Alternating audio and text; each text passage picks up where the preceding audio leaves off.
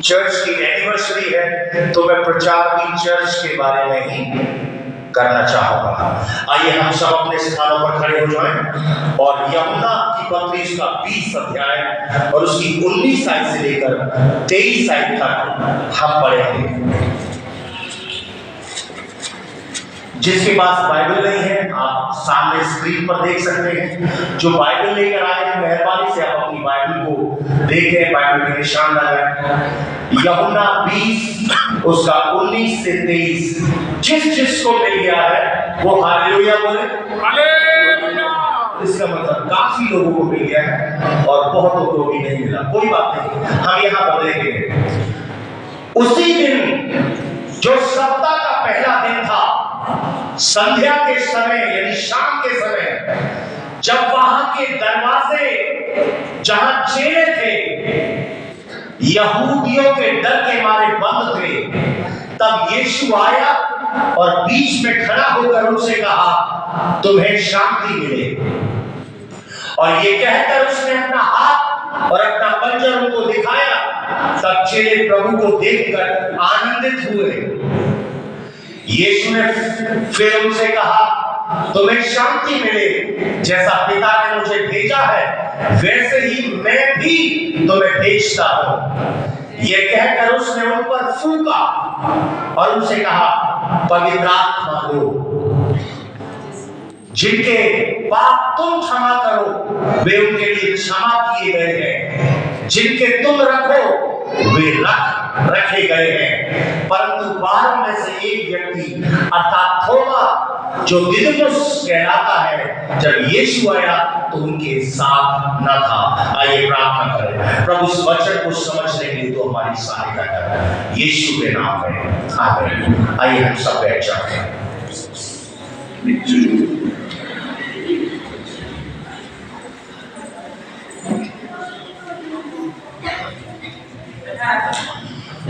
क्यों हमें चर्च जाना जरूरी है? जब हम चर्च नहीं जाते हैं तो कुछ चीजों को हमारे जीवन में हम खो देते हैं।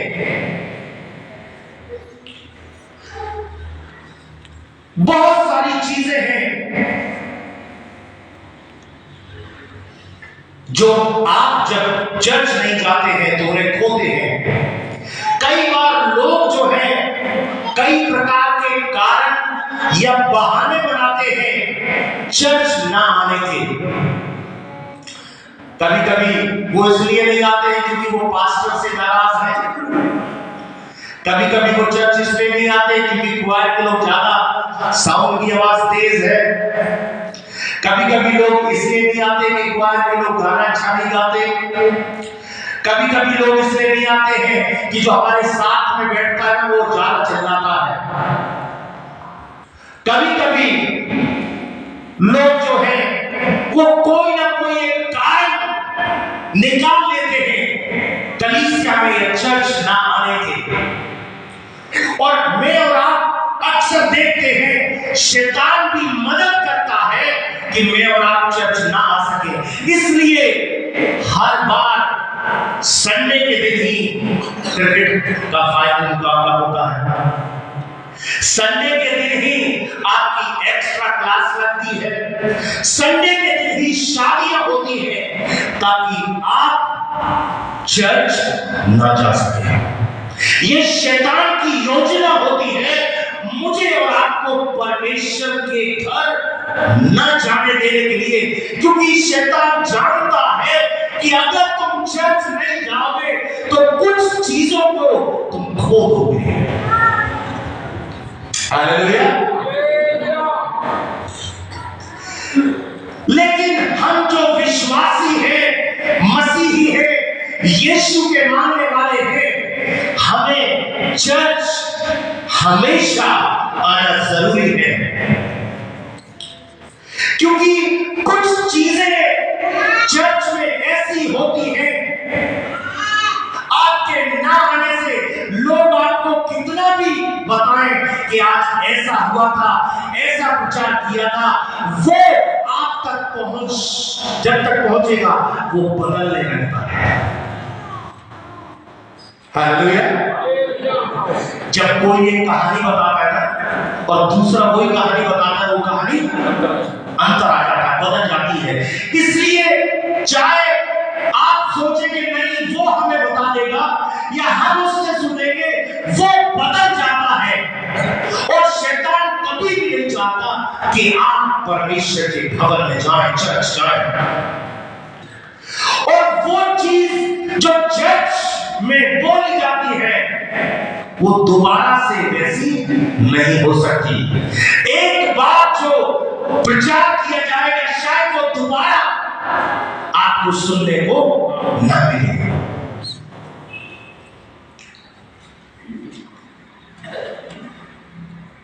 इस कहानी को हमने पढ़ा, इसको समझने के लिए आपको यह जानना जरूरी है कि यीशु अभी मुर्दों में से जी उठा है। कुछ ही समय पहले उसको कलवरी क्रूस पर मृत्यु दंड दिया गया है।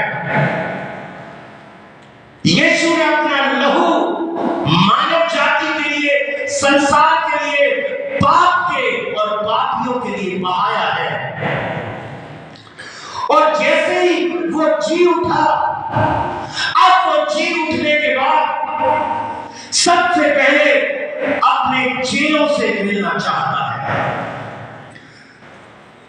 और जैसे ही वो चेलों से मिलने के लिए जा रहा है, चेले जो है शाम के समय में दरवाजा बंद करके एक कमरे में इकट्ठे हैं।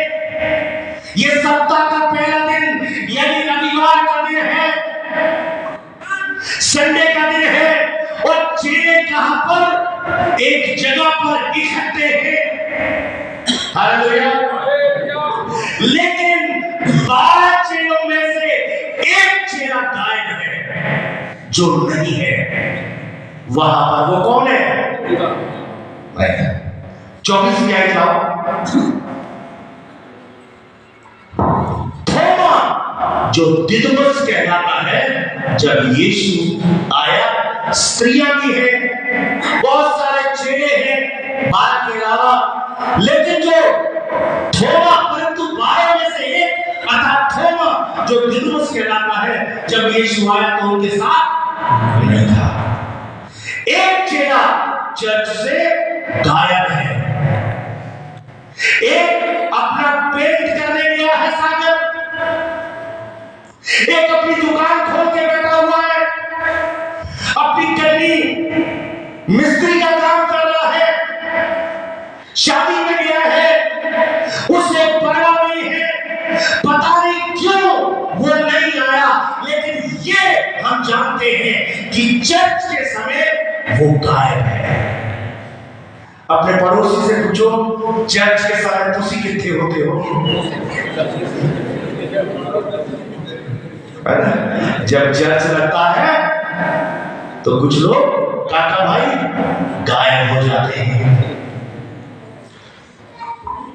हमें नहीं मालूम, लेकिन एक चीज मालूम है, थोड़ा जो है वो कहीं ढूंढने से भी नहीं मिला।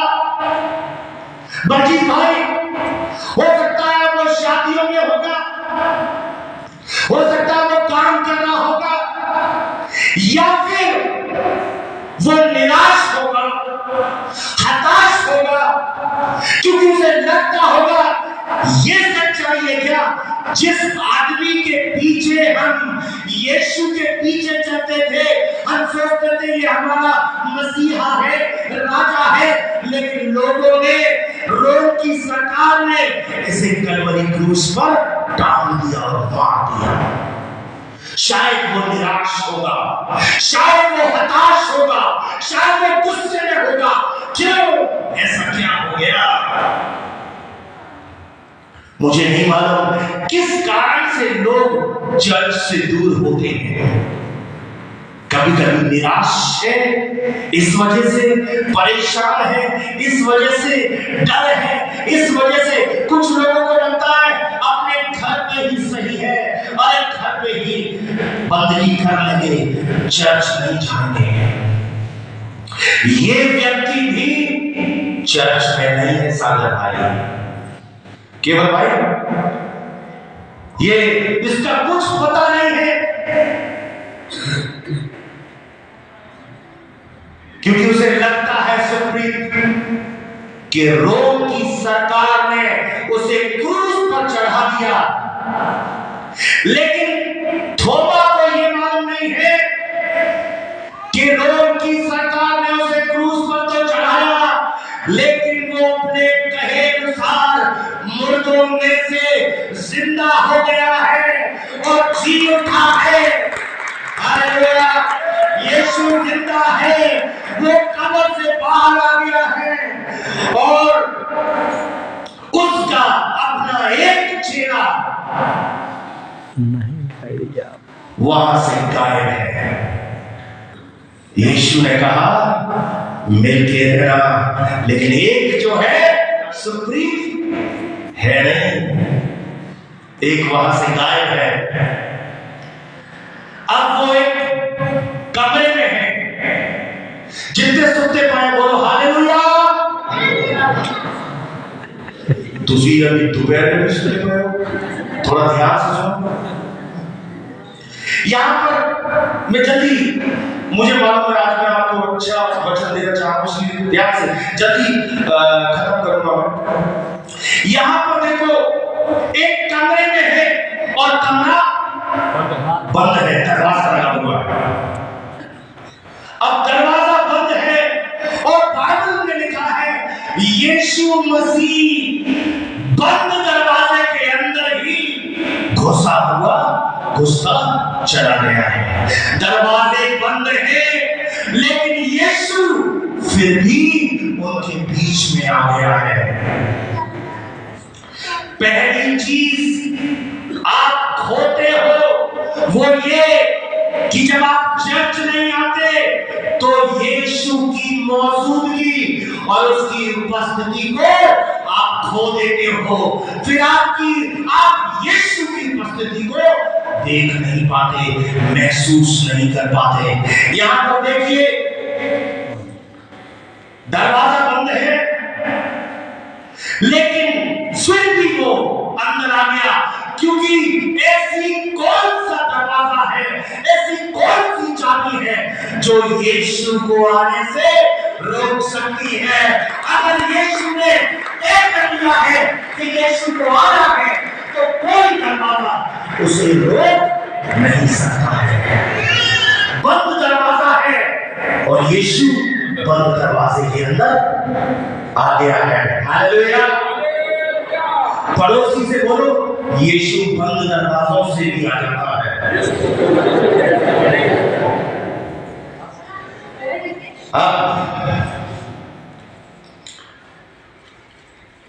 वो एक कमरे में है और कमरे में बंद पड़ा ताला लगा हुआ है, क्योंकि वो डर रहे हैं। लिखा है वो डर रहे हैं, वो सोच रहे हैं कि उन्होंने जब हमारे गुरु को मार डाला, क्रूस पर चढ़ा दिया, अब उसके बाद वो हमारे पीछे आएंगे और हमें भी मार डालेंगे। जब उन्होंने यीशु को नहीं छोड़ा तो राहुल वो हमें कैसे छोड़ेंगे, इसलिए वो डरते मारे कमरे में बंद हैं। लेकिन यीशु को किसी चाबी की जरूरत नहीं है।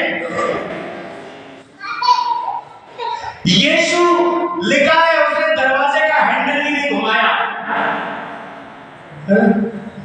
लिखा है बंद दरवाजे में वो अंदर आ गया। हालेलुया। समझ रहे हो?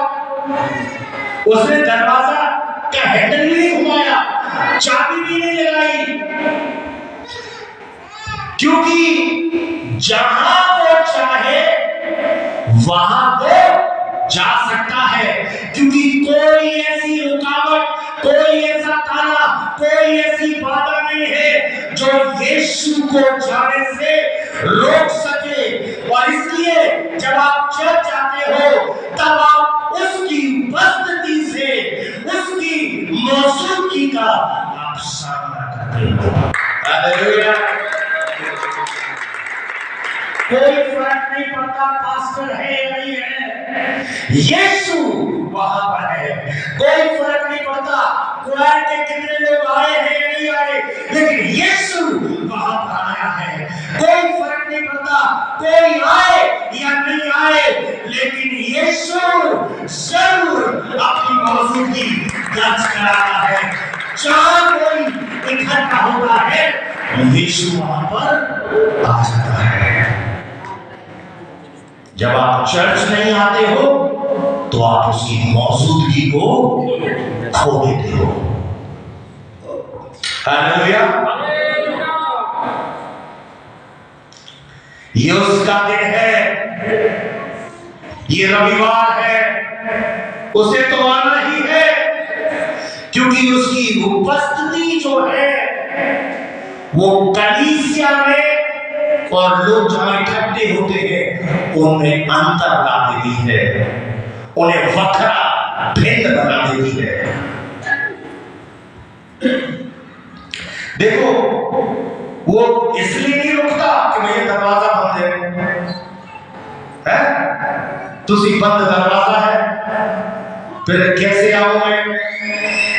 कई बार आपका जब दिमाग बंद होता है, आपका दिल जब बंद होता है, उस बंद दिमाग को भी बंद दिल को भी वो तोड़कर आपके अंदर आ जाता है। कुछ ऐसी परिस्थितियों को पैदा करता है कि आप मजबूर हो जाएं यीशु को अंदर लेने के लिए, क्योंकि परमेश्वर जहां चाहे वहां पर वो जा सकता है। हालेलुया। उसको जाने का तरीका मालूम है कि इसके अंदर कैसे जाना है, कब जाना है। हालेलुया। चलिए, पहली चीज आप क्या खोते हैं? परमेश्वर की उपस्थिति खोते हैं। दूसरी चीज हरमत भाई, जब आप चर्च नहीं आते, ना केवल उसकी मौजूदगी, उसकी उपस्थिति खोते हैं। इसी 19वीं आयत में लिखा है, आप उसकी सामर्थ को भी खो देते हैं। देखिए, उसी दिन जो सप्ताह का पहला दिन था, संध्या के समय जब वहां के द्वार जहां चेहरे थे यहूदियों के डर के मारे बंद थे, तब यीशु आया और बीच में खड़ा होकर उनसे कहा, तुम्हें शांति मिलेगी। बीच में कहा, क्या हो गया? वो खड़ा हो गया। ध्यान रखना, कोई भी ऐसी सामर्थ नहीं है जो यीशु को नीचे दबा कर रखे। उन लोगों ने यीशु को क्रूस पर चढ़ाया, उसके बाद उसे उतार कर एक कब्र में रख दिया, कब्र के ऊपर एक बड़ा सा पत्थर रख दिया और पत्थर के आसपास सैनिक पहरेदार बिठा दिए और सरकारी मोहर लगा दी कि इस लाश को कोई बाहर न ले जा पाए। लेकिन उस मोहर के बावजूद, उस पत्थर के बावजूद, उन पहरेदारों के बावजूद यीशु मसीह पैरों पर उठकर खड़ा हो गया, क्योंकि कोई सामर्थ उसे नीचे गिराकर नहीं रख सकती है। और वो खड़ा उनके बीच में हो गया। लोगों ने उसे नीचे रखा, लेकिन वो उठकर खड़ा हो गया, क्योंकि ये उसकी सामर्थ है। हालेलुया।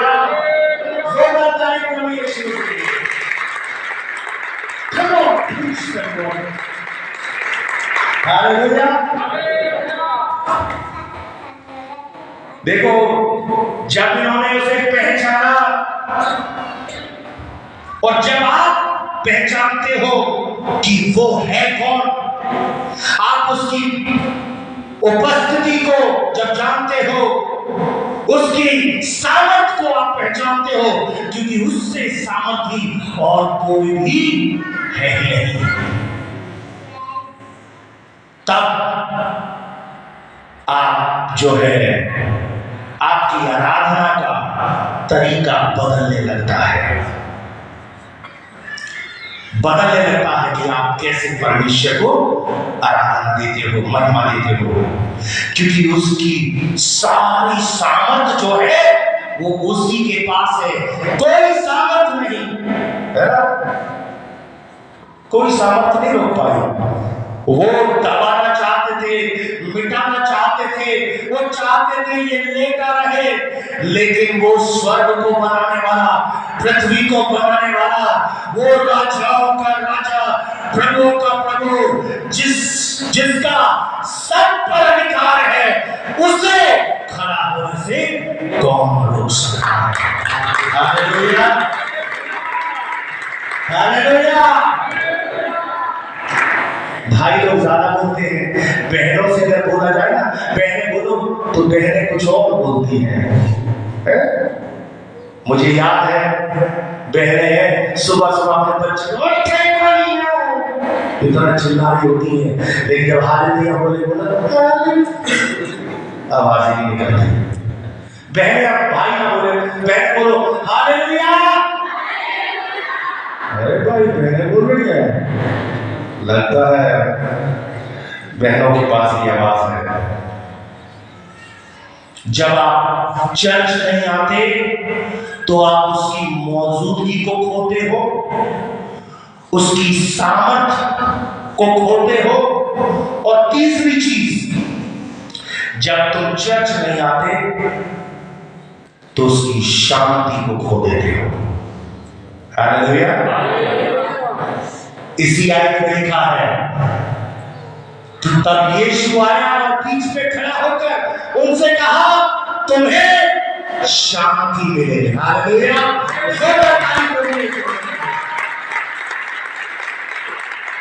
यीशु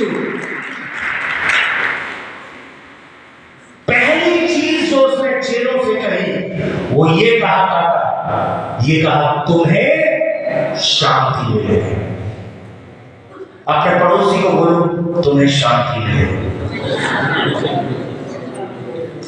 जब आप चर्च नहीं आते तो जिस चीज का जवाब आप दुनिया में ढूंढ रहे होते हैं वो कई बार आपको चर्च में परमेश्वर की वाणी से आपको मिलता है। हालेलुया। जो जवाब आपको चाहिए, जिस जवाब के लिए आप प्रार्थना कर रहे हैं, जिस शांति को आप ढूंढ रहे हैं, कई बार आप वो शांति उसकी वाणी से, उसके वचन से आपके जीवन में आती है। उसने कहा, यीशु ने अपने वचन के द्वारा में शांति दी। ध्यान रखो, ये सारे के सारे डरे हुए हैं इसलिए कि कोई उन्हें मार न डाले। यीशु को मार दिया थे, हमारा भी यही हाल ना हो। उन्हें अब समझ में नहीं आ रहा क्या करें, कहां जाए, कहां छुपे। उनको ये नहीं पता कि उनके जीवन में कैसे सारी चीज ठीक होगी, लेकिन उनको एक ही शब्द सुनना था और वो शब्द था, यीशु ने आकर उनसे कहा तुम्हें शांति मिले।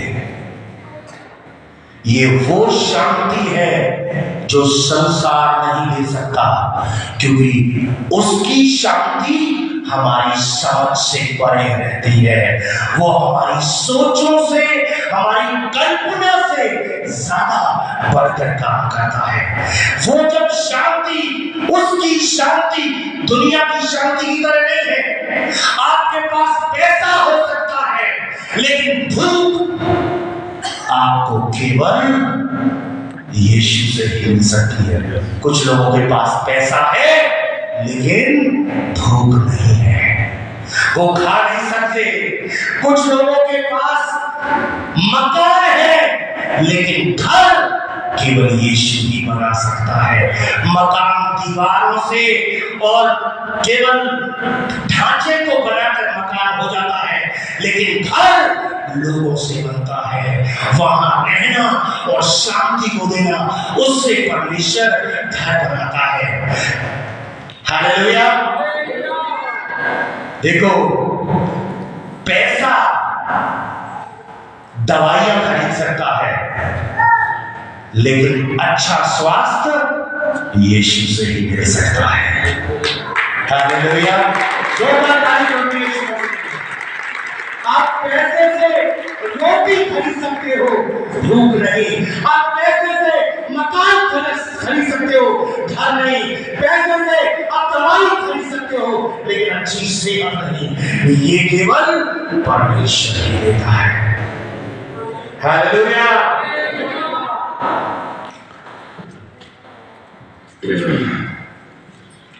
परमेश्वर ने अपनी शांति दी है, क्योंकि परिस्थिति को वो बदल देगा। जल्दी जल्दी जाऊंगा, मुझे मालूम है। एक पैसे होगा, थोड़ी देर और ले लो ना, 5 मिनट। कितने लोग चाहे 5 मिनट और ले लो? फिर कहेंगे पास्टर लेट कर दिया। बस जल्दी में खत्म करो। तीसरी चौथी चीज, जब आप चर्च नहीं आते हो तो पहली चीज क्या खोते हो? उसकी उपस्थिति, मौजूदगी। दूसरी, उसकी सामर्थ। तीसरी, उसकी शांति। और चौथा, जब आप चर्च नहीं आते तो आनंद जो है आपका, उसे भी खो देते हो। 20वीं आयत ले जाओ। और ये कहकर उसने हाथ और अपना पंजा उनको दिखाया। तब चेले प्रभु को देखकर आनंदित हुए, खुश हो गए। देखो, आप जब तक खुश नहीं होगे तब तक आप उसकी स्तुति नहीं कर सकते।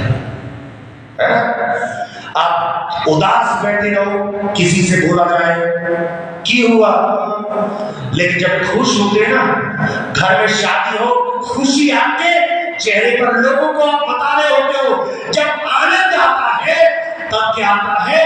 परमेश्वर की स्तुति साथ में आती है। देखिए, बाइबल में इस प्रकार से लिखा है, मन आनंदित होने से चेहरे पर भी खुशी छा जाती है, परंतु मन के दुख से आत्मा भी निराश हो जाती है।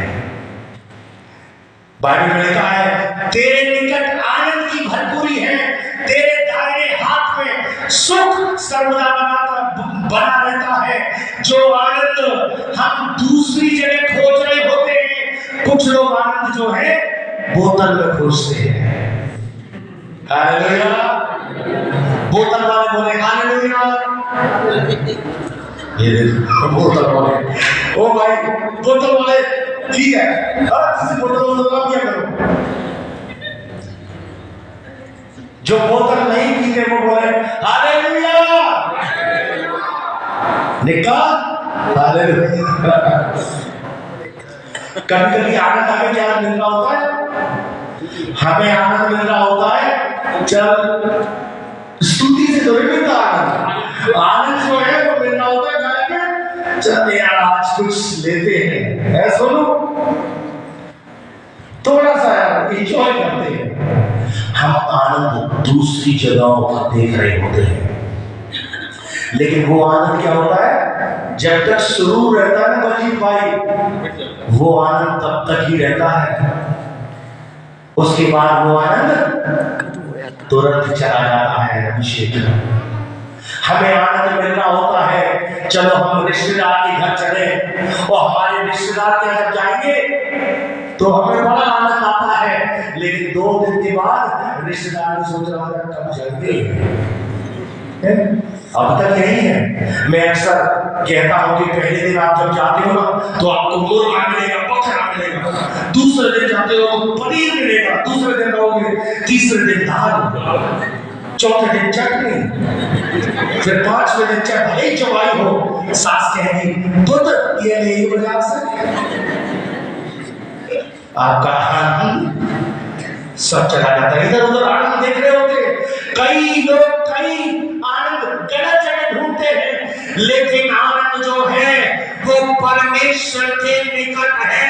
और जब आप परमेश्वर के भवन में आते हो, उसका आनंद वो आपके जीवन में दे देता है, अपना आनंद से वो आपको भर देता है। फिर आप परेशान भी है, बीमार भी है, लेकिन उसका आनंद आपके चेहरे पर दिख रहा होता है। और से हालेलुया। चार चीजें। पहली चीज उसकी उपस्थिति खोते हो, दूसरी उसकी सामर्थ खोते हो, तीसरी उसकी शांति, चौथी, पांचवी जो बहुत जरूरी है, जब आप चर्च नहीं आते तो आप वो तरक्की जो है, बढ़ोतरी जो है, उसे ही खो देते हो। 21वीं आयत, यीशु ने उनसे कहा, तुम्हें शांति मिले, जैसा पिता ने मुझे भेजा है वैसे ही मैं तुम्हें भेजता हूं। जैसे पिता ने मुझे भेजा है, अब क्योंकि तुम चर्च में हो, इसलिए मैं अब तुम्हें उठाऊंगा और तुम्हें भेजूंगा, ताकि तुम दूसरों को दिखाओ कि मैं तुम्हारे अंदर हूं। तुम्हें मैं बनना होगा। मैं का मतलब यीशु। दूसरे शब्दों में लिखा है, यीशु कहता है,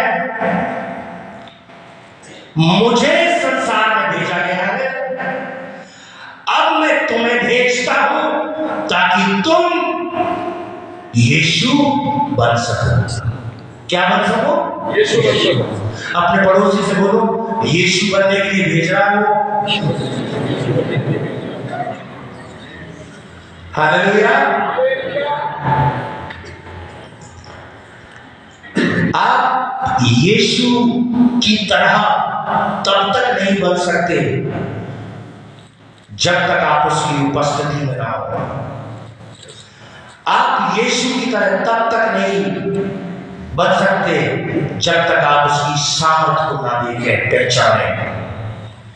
आप यीशु की तरह तब तक नहीं बन सकते जब तक उसकी शांति आपके अंदर ना हो। आप यीशु की तरह तब तक नहीं बन सकते जब तक उसका आनंद आपके अंदर नहीं है। वो आपको तब तक नहीं भेज सकता जब तक आप आनंदित ना हो। दुनिया ने सिखाया है, बहुत सारे पास्टरों ने सिखाया है कि हमें शांत रहना चाहिए, है ना? सारे लोग ताली बजा रहे हो तो तुसी मत बजाओ, सब हालेलुया बोल रहे हो तुसी ना बोलो, सब हाथ उठा के गा रहे हो तुसी ना गाओ, है ना? हमें लगता है परमेश्वर की उपस्थिति में शांत बैठना चाहिए।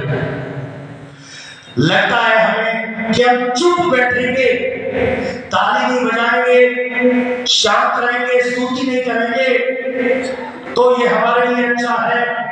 लेकिन यीशु मसीह ये नहीं चाहता कि आप शांत बैठे, चुपचाप बैठे। बाइबल में लिखा है, इस अध्याय से पहले जब यीशु मसीह यरीहो में, यरूशलेम में जा रहा था, तब चेलों की सारी मंडली उन सब सामर्थ के कामों के कारण जो उन्होंने देखे थे, आनंदित होकर बड़े शब्द से परमेश्वर की स्तुति करने लगे कि धन्य है वो राजा जो प्रभु के नाम से आता है, स्वर्ग में शांति और आकाश मंडल में महिमा हो। सारे लोग चिल्ला रहे हैं, चेले चिल्ला रहे हैं, उसके नाम की बड़ाई कर रहे हैं। लेकिन भीड़ में से फरीसी आकर कहने लगे, हे गुरु, इन्हें डांट कि ये चुप रहे। याद है आपको कहानी? लोग क्या कहने लगे? ये बहुत ज्यादा हालेलुया बोलते हैं। प्रभु इन्हें बहुत ज्यादा रचना है, ताली की पीटे जा रहे और आज हमारे ताली चुप बैठे। लोग कहने लगे इन्हें डांट करो। यीशु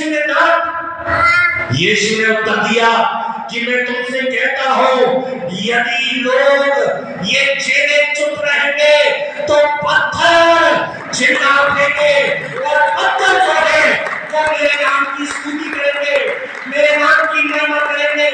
मेरे अजीजों, जब तक आप अपने मुंह को नहीं खोलेंगे आप बढ़ोतरी को नहीं पाएंगे। हालेलुया। यीशु मसीह चाहता है कि आपको यीशु की तरह करना है।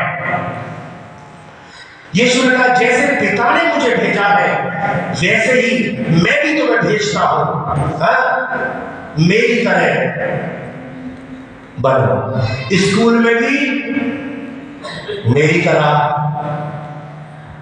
काम पर भी मेरी तरह, दुकान पे भी मेरी तरह, बाजार में भी मेरी तरह और पड़ोस में भी मेरी तरह और अपने परिवार में भी तो मेरी तरह।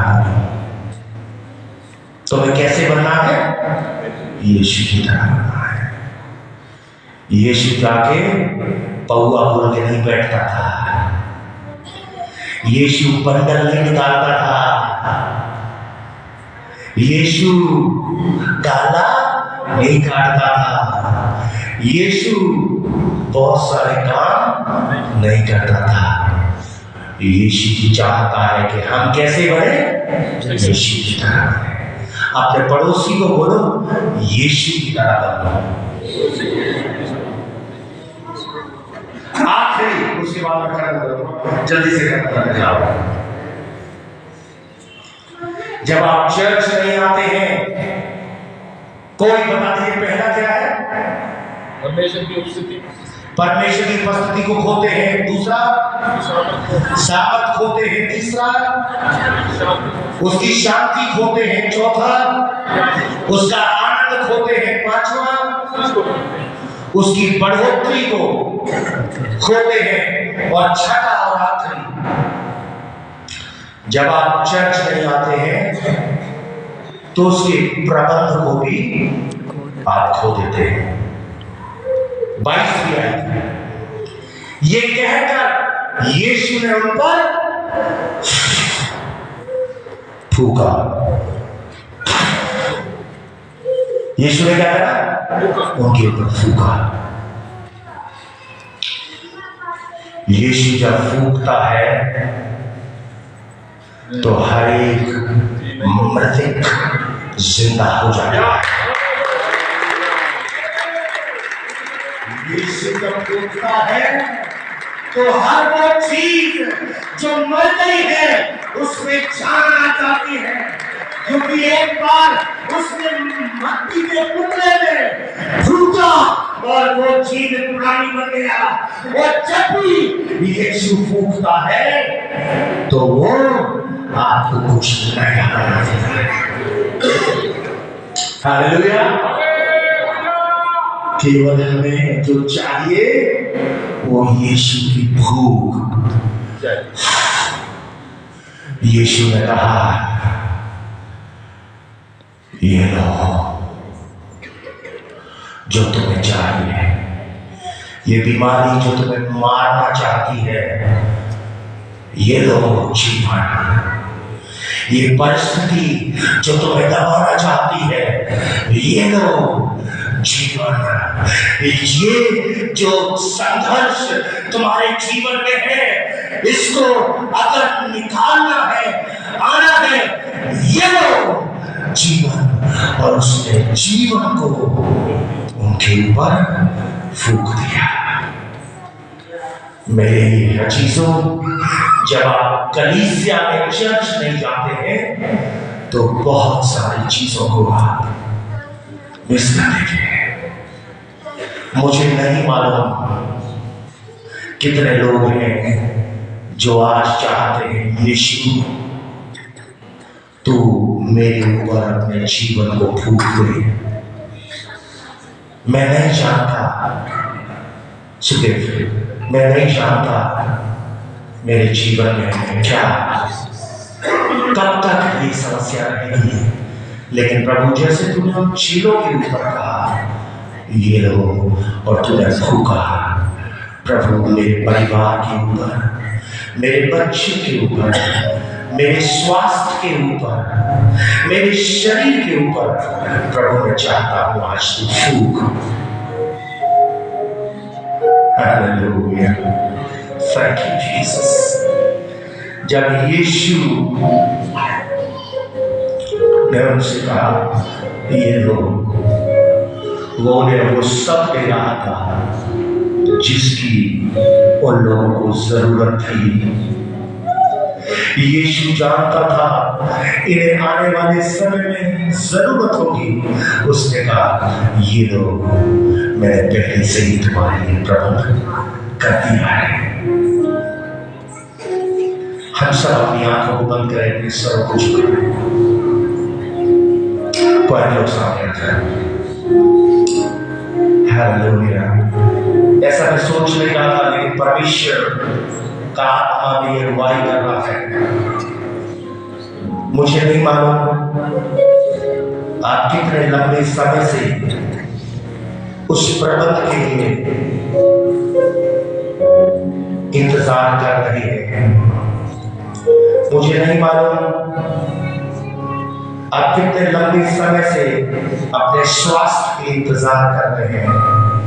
आज उसकी उपस्थिति यहाँ पर है, उसकी सामर्थ्य यहाँ पर है, उसकी शांति यहाँ पर है, उसका आनंद यहाँ पर है, उसकी बढ़ोतरी यहाँ पर है, और उसका प्रबंध भी यहीं पर है।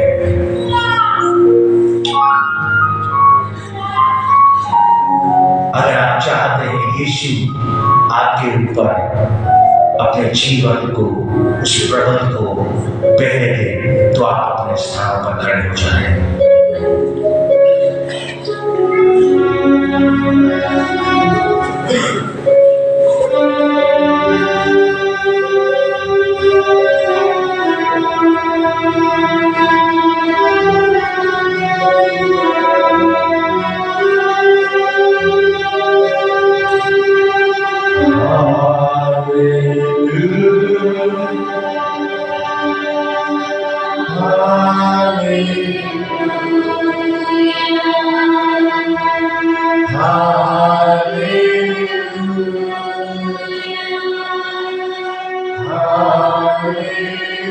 सारे मिलके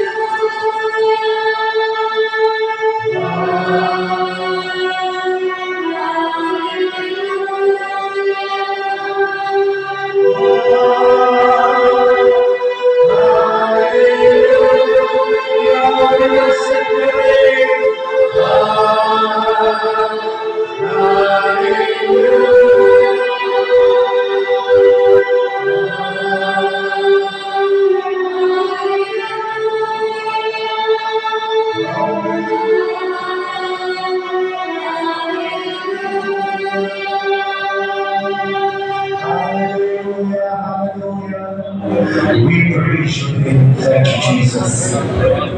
यदि आप यहाँ पर हैं और आप चाहते हैं परमेश्वर आज आपको स्पर्श करे, वो आपको शांति दे, हालेलुया, और आपके जीवन में अपने कार्य को करें, तो ये समय होगा कि आप आगे आ जाए, आपकी प्रार्थना करेंगे। हालेलुया, विश्वास के साथ। Hallelujah, thank you.